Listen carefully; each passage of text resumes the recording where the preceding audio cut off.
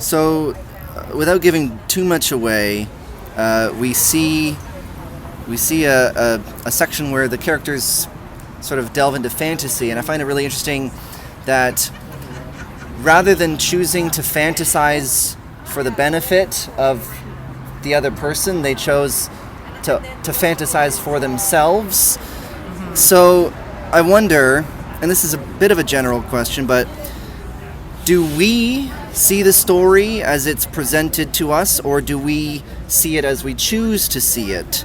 And why is it, and again without giving too much away, why is it that we never seem to really learn anything about ourselves until we see ourselves removed from our own, we see our actions sort of outwardly expressed to us, right, presented to us? Right.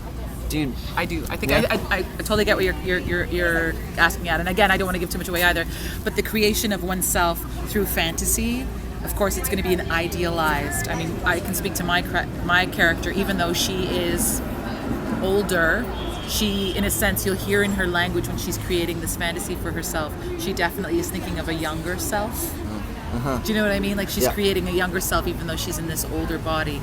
And until somebody else, we won't say who, starts to reflect her fantasy back to her with perhaps a little shot of reality or potential reality, like a fantastical reality. That's the only time she starts to see. And then, of course, she doesn't want to see. Who wants to see themselves? I mean, this play is a lot about how we create ourselves, how in denial we are about the self that we've created and that we present to the world, and the truth of that person, and the compassion we think we have.